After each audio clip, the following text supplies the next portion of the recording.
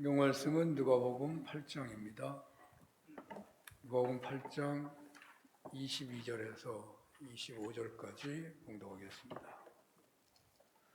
하루는 제자들과 함께 배에 오르사 그들에게 이르시되 호수 저편으로 건너가자 하시매 이에 떠나 행선할 때에 예수께서 잠이 드셨더니 마침 광풍이 호수로 내리치매 배에 물이 가득하게 되어 이태한지라. 제자들이 나와 깨워 이르되 주여 주여 우리가 죽겠나이다 한데 예수께서 잠을 깨사 바람과 물결을 꾸짖으시니 이에 그쳐 잔잔하여지더라. 제자들에게 이르되 너희 믿음이 어디 있느냐 하시니 그들이 두려워하고 놀랍게 여겨 서로 말하되 그가 누구이기에 바람과 물을 명함에 순종하는가 하더라. 아멘. 누가복음 8장 22절에서 25절 본문으로 두려워하지 말라라는 제목으로 주님 말씀을 증언하겠습니다. 전쟁이 벌어지거나 또는 선수들이 국가 대항전을 치르게 될 때 가장 경계하는 것이 있다면 아마 그것은 두려움 혹은 공포 그런 거 아닐까 해집니다. 제자들을 세상에 파송하시고자 하시는 주님께서 적어도 제자들에게 이것만은 훈련하셔야 하시겠다 하는 생각을 하시지 않았는가 하는 생각을 본문에서 하게 됩니다.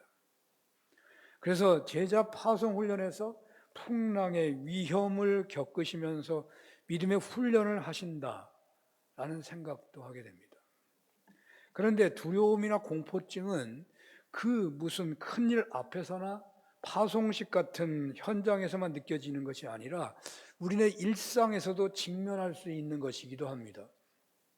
어린아이나 청소년들에게 또는 성인이 되었지만 성인 아이 증상이 있는 사람들, 즉 몸은 어른이지만 감정 표현 방법은 어린아이 수준에 머물러 어른이 된 뒤 인간관계에 어려움을 겪는 그런 사람들은 이 세상을 살아갈 때 접하게 되는 문제 앞에서 보이는 반응 중에 가장 대표적인 것을 든다면 나는 못한다 라거나 두려움증이라고 합니다.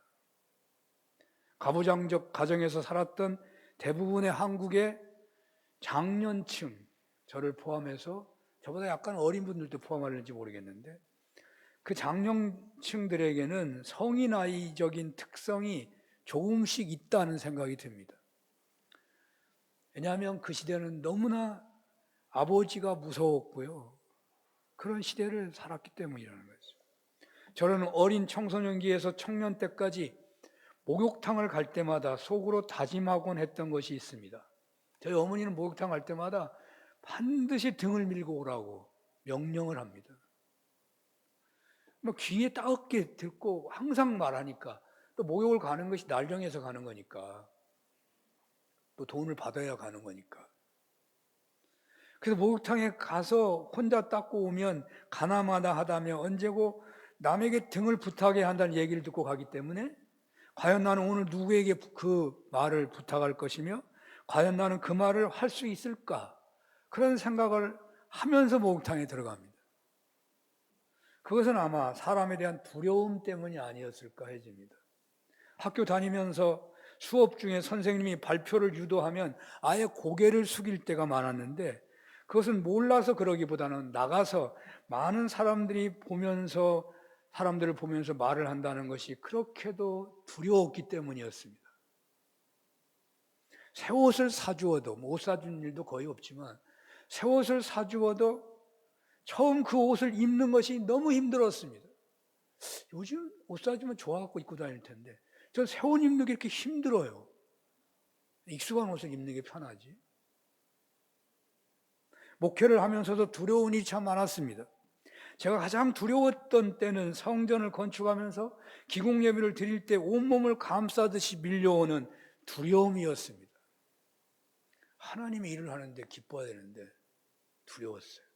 어떤 일이거나 처음 하게 되는 일에는 호기심도 있겠지만 두려움이 엄습하고 특히 과거에 실패했던 일에는 더욱 그렇습니다. 그런데 제가 이 두려움, 이 부족한 담력을 극복하기 시작한 것은 믿음이 생기면서였습니다. 믿음이 생기면서. 이 점에서 본다면 저에게 있어서 첫 신앙 훈련은 담력 훈련이었고 믿음 훈련이었습니다. 그럼에도 불구하고 신앙생활 중에 여전히 담력이 부족했기에 두려움이 있었고, 그 두려움 속에서도 흔들흔들 하는 때가 많았는데 그래도 믿음이 있으니까 포기하지 아니하고 대체로 감당했던 생각이 있습니다. 그래서 믿음이 좋을 때는, 하나님과 관계가 좋을 때는 어떤 상황에서도 두렵기는 하지만 공포에 있지 않았고, 두려움은 호기심으로 또는 긴장감으로 더 열심히 뛰는 것으로 바뀌었는데, 하나님과 관계가 안 좋아지면 두려움은 때로는 공포가 되어 덮쳐오기도 했습니다. 지금은 저에게 두려움은 언제고 죄와 관련을 가지고 있다는 생각을 합니다. 기도생활, 말씀 묵상, 주님을 기쁘시게 하나님께 영광되게 살 때는 두려움이 없습니다. 그러나 이런 삶에서 멀어지게 되면 작은 문제 앞에서도 두려움이 찾아오곤 합니다. 오늘 본문 말씀에 들어가기 전에 두려움에 대한 이야기를 나누게 되는 것은 본문에서 제자들이 풍랑 앞에서 벌벌 떨고 있기 때문입니다. 오늘 본문은 지난 시간과 같이 예수님의 갈릴리 사역의 연속선상에 있습니다. 제자 파송을 앞둔 시점에 있습니다. 공간복음서에 나오는 마태, 마가, 누가 세 가지가 공간복음서예요. 이 풍랑 이야기를 다 기록하고 있습니다. 그런데 마태와 누가에는 이 발생한 시간이 언제쯤인지를 말하지 않고 마가복음에는 날이 저물 때라고 말하고 있습니다. 그러니까 마가복음의 말이 맞다는 거죠. 그래서 오늘 하루는 제자들과 이렇게 하루는이라고 시작하고 있지만 그 하루에 해가 질 때쯤이라고 볼 수 있다는 거죠. 예수님은 갈릴리 호수에서 배를 타시고 이동하시는 중이었습니다. 예수님은 너무 피곤하셔서 배에 오르시자 바로 배 고물에서 주무셨습니다. 바로 그렇게 항해가 계속되었는데 그때 광풍이 몰아쳤습니다. 그리고 물이 배에 차올랐습니다. 제자들 중에는 어부들도 있었는데, 그러니까 이들은 큰 물에서 일어나는 현상 앞에서 그렇게 두려워할 사람들이 아니라고 해야 하는데, 이들이 본문의 내용처럼 두려워하며 크게 당황하고 있다는 것은 예사 광풍이 아니었구나라는 생각을 할 수 있죠. 제자들은 곤히 주무시는 예수님을 깨우고 있습니다. 본문의 기록에 따르면 주님을 깨우는 기록이 매우 다급하게 드러내고 있죠. 주여 주여 우리가 죽겠나이다. 헬라 원어로 보면요, 헬라어나 아람어나 히브리어나 셈족 계통의 언어고, 그래서 우리하고 언어가 유사성이 있어요. 거의 비슷합니다. 들어보면. 그러니까 여러분 이해를 못하더라도 그 말을 보면 느낌이 있는 거예요. 소리가 같으니까. 여기 주여 주여 우리가 죽겠나이라 번역하고 있는데 이렇게 되어 있습니다. 헬라어로 에피스타타 이러고 있어요. 얼마나 두려워하는 느낌이 있나요? 그 다음에 아폴리메사 우리가 죽겠나이다라는 말입니다. 우리가 죽겠나이다. 근데 이 문법적으로 중간태라고 말을 하고 있는데 이 번역이 온전하지 않아서 자꾸 설명하는 거예요. 온전할 수가 없잖아요. 다른 나라 말은 우리말로 바꾸는 거니까. 이 중간태라는 태가 우리나라 말에는 없을 거예요. 수동태 있잖아요. 내가 하는 게 아니고 다른 사람이 나에게 접쳐오는 게 수동태고, 능동태는 내가 주어가 하는 거예요. 근데 중간태는 중간인데 그럼 중간은 뭐냐? 헬라어의 중간태는 영어에서의 셀프예요. 제기, 대명사 이런 거예요. 지금 자신들에게 닥쳐오는 현실을 물이 닥쳐 자기에게 오고 있다는 표현이 이제 중간태를 쓰고 있기 때문에. 죽을 것 같다. 우리가 조금 있으면 죽을 것 같아요. 미래를 말하고 있는 게 아니라 지금 우리가 죽고 있습니다. 그런 뜻이에요. 멸망하고 있습니다. 우리가 지금 죽어가고 있습니다. 절박한 비명을 외치고 있는 겁니다. 주여 주여 우리가 죽겠나이다. 조금 있으면 죽는 게 아니고 지금 죽어가고 있습니다. 그런 표현이라는 거죠. 예수님께서는 얼마나 깊이 잠이 드셨는지 광풍에도 배가 요동치고 있고 물이 차올라도 일어나지 않으셨는데 제자들이 다급하게 깨우게 되자 그때 일어나셔서 마치 당신의 단잠을 깨운 자들을 책망하듯이 바람과 물결을 꾸짖으시니까 잠잠해졌다라고 기록합니다. 그리고 나서 주님께서는 제자들에게 이렇게 말씀하십니다. 너희 믿음이 어디 있느냐? 너희 믿음이 어디 있느냐? 제자들은 어리둥절하는 거죠. 그래서 어떻게 말을 못 찾고 있는, 너희 믿음이 어디 있냐? 아니 세상에 죽게 생겼는데 너희 믿음이 어디 있냐니까 제자들이 말을 못하고 어리둥절하다가 뭐라고 그래요? 주님은 누구시기에 바람과 물을 명하심에 순종하는가? 그리고 서로 그렇게 말을 했다는 게 오늘 본문 내용입니다. 오늘 본문을 통하여 주님께서는 여러분 각자에게 무슨 말씀을 하시는 것일까요? 우리는 오늘 본문에서 놀라운 사건을 접하고 있고 그 놀라운 사건 속에서 말씀하시는 주님의 말씀을 듣고 있는 것입니다. 상상하지 못한 풍랑이 일어났고요. 물이 막 배에 막 차고 넘치는 거예요. 그것도 그 물은 순식간에 차는 겁니다. 뭐 1초, 2초, 뭐 물이 조금씩 새가지고 차는 게 아니고 그냥 1초도 안 돼서 그냥 폭사하고 물이 그냥 배를 뒤집어엎고 있는 거잖아요. 그 어마어마한 환경에서 주님을 깨우는데 주님은 내 믿음이 어디 있느냐 이렇게 너희 믿음이 어디 있냐 하셨다는 거죠. 모세가 시내산에서 그 고난의 삶 40년을 보내는 중에 놀라운 사건을 접합니다. 스네라고 하는 솜털처럼 불이 붙으면 그게 너무 연약해서, 그러니까 스네라는 히브리어도요 그 연약한 느낌이 있잖아요. 그냥 느낌이 있습니다. 스네라고 하는 그 풀은요 태양볕에 그냥 불이 훅 붙어가지고 없어지는 불이래요. 근데 그리고 훅 없어지고 아리제랭이처럼 사라지고 많은 그 스네가 불이 붙었는데 그냥 장작불이 타듯이 활활 타고 있는 것을 보고서 모세가 너무나 놀래가지고 그곳에 간 거예요. 어휴, 이 무슨 일이야. 그때 음성이 들리는 거야, 불 속에서. 모세야, 모세야, 내가 선 곳은 거룩한 곳이다. 내 발에서 신을 벗어라. 이제 너는 고민을 그만하고 내 방법을 내려놓고 나 여호와 하나님만을 전적으로 의지하고 살아라. 그런 말이잖아요. 자, 풍랑이 일어나서 다 죽게 생겼는데 아니 그 속에서 지금 죽게 생겼습니다 하고 주님을 깨우고 있는데 주님이 하시는 말씀이 있다니까요. 그 한복판에서 너희 믿음이 어디 있느냐 이 말을 하고 있다는 것을 생각해 보라는 거예요.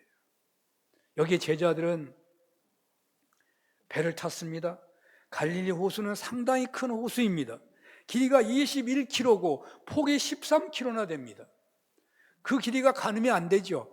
여기 서울 쪽으로 가면요 종로 지나가지고 서울대학 병원까지 갑니다. 21km예요.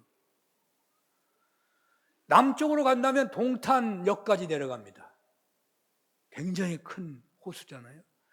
폭을 생각한다면 여기서 폭을 생각하고 서울로 쪽으로 간 잠실타워 권혁봉 장로님 집까지 갑니다. 13km입니다. 동쪽으로 하면요 광주역 지나서 우리 박영자 권사님 집에까지 가더라고요. 찍어보니까 13km, 폭이 13km. 그래서 이스라엘 사람들은 갈릴리를 바다라고 그러는 거예요. 너무 크니까. 그리고 갈릴리 호수는요 놀라웠게도 그 수면이 바다보다 밑에 있습니다. 해수면이 뭐 5m 있는 게 밑에가 아니고 200m 정도 밑에 있습니다. 여러분 분무기 효과를 아시죠? 옛날에 우리 모기약을 뿌릴 때 훅 불면 병에 있는 물이 나와가지고 뿌려지는 거잖아요. 그 분무기 효과라 그래요. 이게 병에서 물이 왜 나와요? 바람이 세게 지나가면 밑에 있는 게 위로 올라오는 거예요. 그러니까 200m나 낮은 그 바다 같은 호수에 바람이 몰아붙이면 그 물이 위로 올라오는 거예요. 위로 올라오는 거죠. 그러니까 그 물이 배를 갖다가 뒤집어 엎어버릴 수도 있다는 거죠. 이처럼 물결치는 것은 쉽게 볼 수 있는 것인데 오늘 본문에 있는 광풍은 보통 있는 광풍이 아니었다는 것이죠. 뱃사람들이 많은 제자들이 보통 볼 수 있는 풍랑이 아니었다는 것입니다. 예수님이 곤히 주무시는 제자들이 곤히 주무시는 예수님을 깨우지 않았을 거예요. 그냥 풍랑이라면. 사실 제자들보다 예수님의 신체가 훨씬 약하지 않겠어요? 제자들이 강하지. 뱃사람들이 강하잖아요. 저는 배만 타면 멀미를 하더라고요. 근데 이 멀미를 이겨내는 좋은 방법 하나가 뭔가 보니까 잠을 자는 겁니다. 자동차를 탈 때도 멀미하면 잠을 잡니다. 여러분 자녀 중에 차만 타면 자는 아이가 있을지 모릅니다. 그 멀미가 심해서 자는 경우가 많아요. 자면은 멀미를 안 하거든요. 그러니까 여기 예수님께서 왜 주무셨는지 이유가 밝혀 있지 않아서 그냥 보통 상상은 피곤하셔서 주무셨다 생각합니다. 그냥 혹 멀미해서 주무셨나? 뭐 이런 재미있는 생각을 할 수도 있습니다. 자, 예수님이 그렇게 주무시고 있어요. 피곤했든 멀미했든 깨우면 안 되잖아요. 깨우면 다시 멀미하거나 아이 피곤해서 주무신데 깨우면 안 되는데 왜 깨우냐고요. 만약에 제자들이 예수님을 깨운다면 배가 파손이 돼가지고 위험하니까 예수님을 다른 데로 옮기기 위해서 구조하기 위해서 깨우는 거라면 맞잖아요. 자신들이 배 전문가니까 예수님의 구조를 도와야 해서 깨우는 거예요. 그런데 여기 본문에는 예상 밖의 일이 벌어지고 있습니다. 어불 출신 제자들이 보기에도 평생 한 번도 보지 못할 정도의 광풍이 몰아치고 있는 것입니다. 배에 물이 가득 차고 위태롭게 되었습니다. 자신들이 할 수 있는 것이라고는 이제 아무것도 할 수 없는 거죠. 자기 배 전문가가 보기에도 자기들 어떻게 손을 쓸 수가 없어요. 너무나도 순식간에 닥친 일이었습니다. 제자들이 다급하게 주님을 부릅니다. 주여 주여 우리가 죽겠나이다. 이렇게 하여 깨어난 주님께서 바로 바람과 물결을 꾸짖으셨습니다. 주님께서는 창조하실 때, 천지 만물을 창조하실 때 함께 하셨잖아요. 말씀으로 창조하셨던 것처럼 피조물을 향하여 말씀으로 책망하심으로써 갈릴리의 광풍이라는 피조물까지도 임으로 주관할 수 있다는 것을 오늘 성경이 보여주고 있다, 그렇게 해석하기도 하고, 제자들의 믿음 없음을 책망하고 훈련하는 과정으로서 이 풍랑이 앞에 나타나고 있다라고 해석하기도 합니다. 두 가지 의미가 다 있죠. 그리고 그것을 모세가 신발을 벗으라는 그 말이 평생 따라다니는 말 아니겠어요? 제자들에게 평생 따라다니는 말이 뭐겠습니까? 죽게 생긴 상황에서 내 믿음이 어디 있느냐고, 너희 뭐라고 그랬죠? 그러니까 너희 믿음이 어디 있느냐는 말은요, 평생 따라다니는 말이다 그 말이에요. 어려움이 있을 때마다, 두려워 떨 때마다 예수님이 그 현장에서 하신 말씀이 평생 따라다니도록 지금 말씀이 주어지고 있다는 말이죠. 그래서 그것은 제자 예수님의 특별한 훈련이었다는 말이에요. 예측이나 상상을 거의 할 수 없을 정도로 갑작스럽게 닥친 환난 앞에서 제자들은 믿음을 잃어버린 것입니다. 예수님의 책망을 듣고 있지만 황망한 제자들은 그 벌어진 광경을 인하여 두려워하며 놀라워하며 서로 수군거릴 뿐이었습니다. 예수님은 누구시기에 바람과 물결을 명함에 순종하는가? 여기 놀라운 사건에서 예수님은 제자들에게 너희 믿음이 어디 있느냐는 말씀을 하셨습니다. 바로 이렇게 주님께서는 우리들에게 말씀하고 있는 거예요. 우리네가 놓여있는 형편에 따라서 주어진 그 현실에서 믿음을 잃어버리고 방황하고 두려워 떨고 있다면 너희 믿음이 어디 있느냐 하시는 주님의 말씀을 들어야 할 것입니다. 이 믿음이 어디 있느냐는 말씀은 그런데 두려워하지 말라는 말과 통하는 겁니다. 두려우니까 믿음이 없어진 거잖아요. 믿음이 있었다면 두려워하지도 않는 거죠. 자, 민수기서 14장에 보면 가나안 땅 정탐에 대한 기사가 있습니다. 모세는 12지파 대표들을 정탐을 시켰는데 10지파 대표들은 부정적인 보고를 하고 갈렙과 여호수아는 긍정적인 보고를 합니다. 이때 가장 중요한 이슈가 무엇이었냐면 가나안 땅에는 거인족이 사는데 자신들은 메뚜기 같다며 두려움과 공포감에 가나안 땅을 포기해야 한다는 것이었습니다. 이 여호수아와 갈렙이 옷을 찢으면서 얘기합니다. 민수기서 14장 7절에서 9절입니다. 이스라엘 자손의 온 회중에게 말하여 이르되 우리가 두루 다니며 정탐한 땅은 심히 아름다운 땅이라 여호와께서 우리를 기뻐하시면 우리를 그 땅으로 인도하여 들이시고 그 땅을 우리에게 주시리라. 이는 과연 젖과 꿀이 흐르는 땅이니라. 다만 여호와를 거역하지 말라. 또 그 땅 백성을 두려워하지 말라. 그들은 우리의 먹이라. 그들의 보호자는 그들에게서 떠났고 여호와는 우리와 함께 하시느니라. 그들을 두려워하지 말라 하나. 여기 열지파 사람들은 가나안 땅에 들어가는 것을 왜 두려워하는 것일까요? 믿음이 없기 때문이죠. 홍해가 갈라지는 것을 보았고 애굽 땅에서 10가지 재앙이 내리는 것을 보았고 광야에서 만나와 메추라기와 반석에서 물을 얻는 체험을 했습니다. 믿음이 있어서 출애굽한 것이고 출애굽한 과정에서 하나님을 체험했기 때문에 믿음이 성장했을 것입니다. 그런데 가나안을 눈앞에 두고서 두려워 떨고 있는 것입니다. 두려움이 공포가 된 이스라엘 백성들은 모세와 여호수아와 갈렙을 돌로 치려고까지 했습니다. 왜 그렇습니까? 믿음이 없어졌기 때문입니다. 믿음이 없어지는 것과 두려움에 놓이게 된 것은 같은 차원입니다. 제자들을 파송하기 위하여 주어지는 말씀이기에 믿음이 어디 있느냐라고 말씀하시지만, 우리가 예배를 마치고 바로 세상으로 나아가야 하는 현실이기에 믿음이 어디 있느냐라고 하기보다는 두려워하지 말라라는 말씀으로 우리가 품고 나가는 것이 더 좋을 것 같아서 제목을 그냥 두려워하지 말라고 정한 거예요. 이 시간 주님께서는 여러분들에게 어떤 상황에 놓여 있다고 하더라도 두려워하지 말라고 하십니다. 다시 말씀드린다면 어떤 힘든 현실에 놓이게 된다고 하더라도 믿음을 잃지 말라고 하십니다. 이럴 수 있을 것 같습니다. 뭐 별 중요한 힘든 적은 병이라고 한다면 아마 믿음이 흔들리지 않고 기도할 것입니다.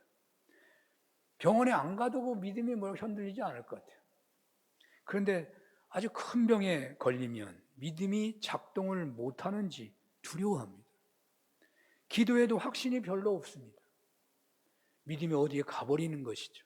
만약에 제자들이 이렇다면 어떻게 주님의 파송을 받아 사역할 수가 있겠습니까? 사랑하는 여러분, 어떤 상황에 놓여 있다고 하더라도 살아계시는 하나님의 역사하심은 똑같습니다. 그러므로 두려워하지 마시기를 바랍니다. 어떤 뜻하지 않은 상황에 놓여 있게 되었다고 하더라도 두려워하지 마시고 믿음을 잃지 않으시기를 바랍니다. 광풍 속에서도 물이 배에 차올라도 편히 주무시고 계시는 주님을 떠올려 보시기를 바랍니다. 믿음을 잃지만 않는다면 어떤 환난 속에서도 평안할 수 있다는 것이죠. 인생을 항해에 비유하는 것은 순풍에 돛단 듯이 가다가도 갑자기 돌풍을 만날 수도 있기 때문입니다. 인생이 변화무쌍하다는 것이죠. 그 항해 중에 비바람과 거센 파도는 위험하기는 하지만 더 빨리 목적지를 향하게 하며 또 그 비바람과 파도를 거친 사람은 담대하고 튼튼한 용사로 다듬어지고 세워지는 것입니다.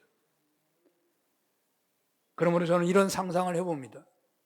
항해에 안전이 보장만 되어 있다면 거친 파도와 억센 비바람은 더 큰 수확과 보람과 행복을 주는 기회가 된다는 확신을 가질 수 있다는 것입니다. 그 배에는 메시아이신 예수님이 타고 계십니다. 예수님이 주무시고 계셨습니다. 제자들은 믿음이 부족할 수 있습니다. 경험이 없었습니다. 우리도 그 자리에 있었다면 마찬가지였을 것입니다. 자, 이제 우리는 오늘 이 말씀을 경험하고 있습니다. 그것이 말씀이 레마가 되는 것입니다. 그게 말씀을 잘 듣는 방법입니다. 이제 이 말씀을 적용한다면 인생의 항해 중에 오늘 본문 같은 폭풍이나 환난에 직면하게 된다면 바로 오늘 말씀을 적용하여 예수님께서 우리와 함께 하신다고 약속하셨으니 함께 하신다고 믿기 때문에 환난이라도 그것이 더 강렬하면 할수록 더 큰 수확과 보람과 승리를 맛보게 될 것이라고 확신을 가지고 살아갈 수 있다는 것입니다. 예수님께서는 믿는 사람과 함께 하신다고 약속하셨습니다. 성령님이 오셨습니다. 심지어 로마서 8장 9절에는 이런 말씀이 있습니다. 만일 너희 속에 하나님이 영이 거하시면 너희가 육신에 있지 아니하고 영에 있나니 누구든지 그리스도의 영이 없으면 그리스도의 사람이 아니니라. 여러분에게 예수님의 영이 없으면 여러분 믿는 사람이 아니라는 거예요. 믿는 사람은 다른 말로 뭐예요? 다른 표현으로 언제나 그리스도의 영이 있다는 거예요. 항상 하나님 우리와 함께 있다는 거예요. 믿는다는 것은 그런 뜻이에요. 우리가 믿는 사람이라면 주님이 함께 하십니다. 여기 본문의 배의 현실처럼 예수님이 배에 함께 하셨던 것처럼 그래서 그 항해는 안전이 보장되어 있는 것입니다. 그러므로 파도니 억센 비바람은 더 큰 열매를 주시고자 하시는 특별한 기회가 될 뿐입니다. 이 믿음으로 담대하시기를 바랍니다. 어떤 환난에 놓여 있다고 하더라도 두려워하지 마시고 오히려 하나님의 역사하심을 기대하시기를 바랍니다.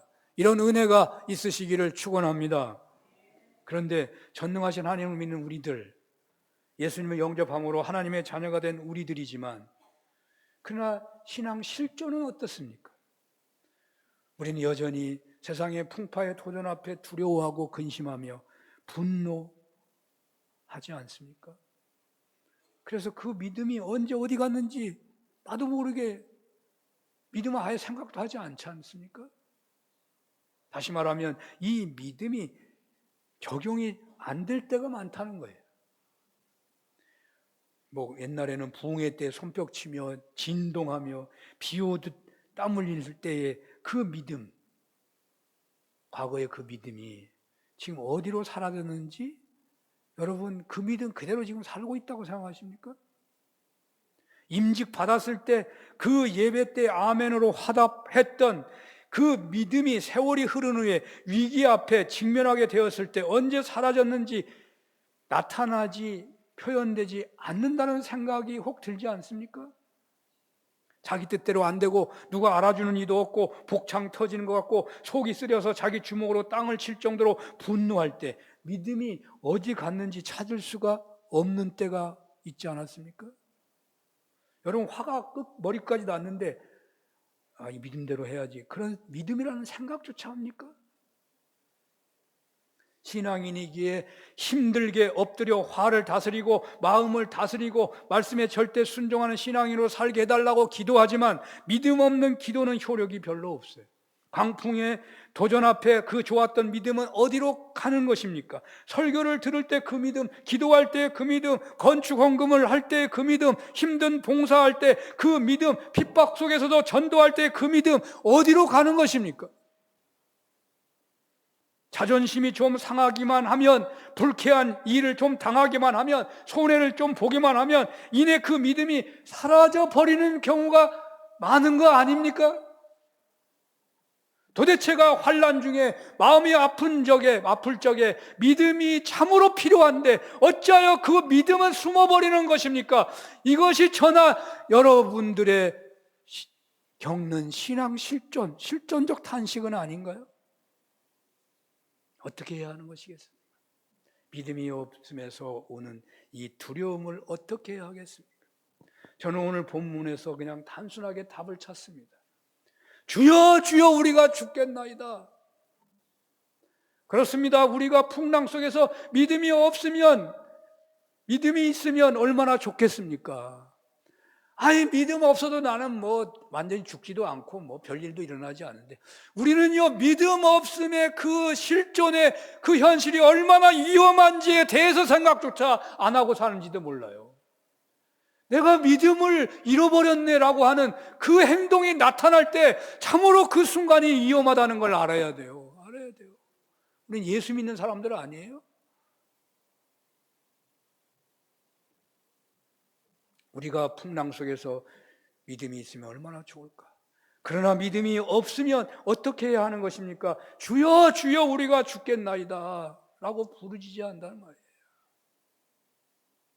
믿음이 없으면 믿음을 구하는 것입니다. 성령 충만을 구하는 것입니다. 성령께서 믿음이 충만하도록 하시는 것입니다.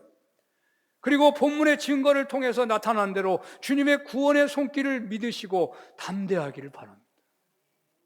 어떤 평지 풍파를 겪고 있다고 해도 구원의 주님을 믿으십시오. 여기 풍랑은 우리가 이 세상을 살아가면서 겪을 수 있는 모든 환난을 대표하는 사건입니다. 또한 어떤 환난이라도 영원한 건 없잖아요. 바람은 한번 불면 한때 부는 것입니다. 믿음을 지키고 담대하게 나아가신다면 모든 환난은 다 하나님을 더 크게 체험하게 되는 은혜가 되는 것입니다. 이런 은혜가 있으시기를 축원합니다. 실존적인 두려움 중에서 가장 큰 두려움은 아마도 먹고 사는 문제 앞에 놓이는 두려움이 아닐까 해집니다. 이 말은 젊은 사람들이나 청년들이나 아이들은 무슨 말인지 모르겠지만 옛날에는 하루 먹었던 시대가 있었고요. 지금도 가난한 사람들 앞에서는요 먹고 사는 문제가 심각한 거예요. 물론 이 먹고 사는 문제는 단지 내가 오늘 밥이 있냐 없냐 그 문제만을 말하고 있는 건 아니에요. 나는 집이 문제인데, 자녀들의 교육이 문제인데, 사업, 직장의 미래가 답답하고 말이죠. 그런 문제도 포함할 수 있겠죠.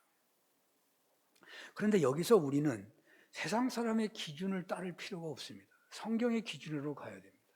예수님은 우리에게 무엇을 구하라고 했냐? 가장 중요한 것은 일용할 양식을 구하라고 했어요. 우리는 수준을 성경의 기준을 맞춰서 그래서 우리의 두려움을 하나님 말씀과 관계없이 세상 사람들이 하니까 나도 두려워하면 곤란하다고 말해요.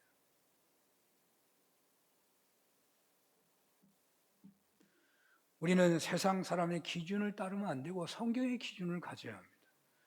수준을 좀 우리는 지금 선진국이 돼가지고 수준이 높아요. 수준을 낮춰야 한다고 말이죠. 지금 경제가 내려앉고 있습니다. 우리는 수준을 낮춰도 그게 두려울 일이 아닐 수 있어요. 이게 경제가 낮았다 올라갔다 하는 거니까요.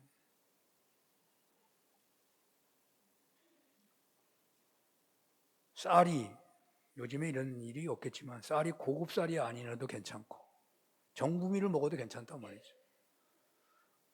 근데 어떤 분들은 나라에 주는 쌀을 또 안 먹는다고 그러더라고. 그거 보면 어때요? 난 쌀만 있으면 돼. 하나도 부끄러울 게 없어요. 아니 쌀이 없어서 고구마만 있어도 나는 감사해요. 저는 어린 시절에 그런 경험을 했기 때문에 고구마 먹고 수년을 살았어요. 옷이 좋은 옷이 아니래도 나는 괜찮아요. 좋습니다. 집이 아파트가 아니라도 괜찮습니다. 차가 없어도 괜찮습니다. 아니 핸드폰이 없어도 괜찮습니다. 과외 학원 수업 받지 못해도 괜찮아. 이렇게 먼저 세상 기준을 내려놓는 것입니다.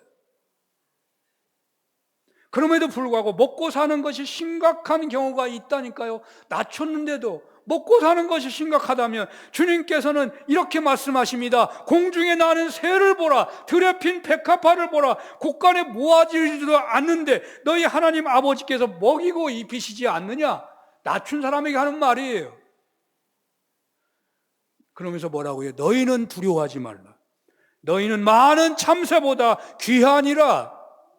전능하신 하나님께서 우리들의 친아버지가 되신다는 것을 확신하는 믿음 안에서 모든 두려움은 사라지게 되고 그 믿음 안에서 하나님의 풍성케 하시는 축복을 받게 될 것입니다. 이런 은혜가 있으시기를 축원합니다. 기도하겠습니다.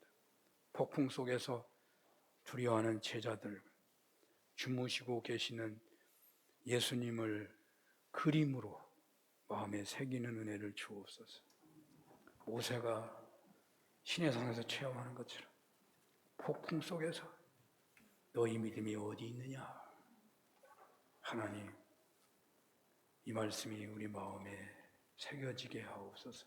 예수님 이름으로 기도합니다.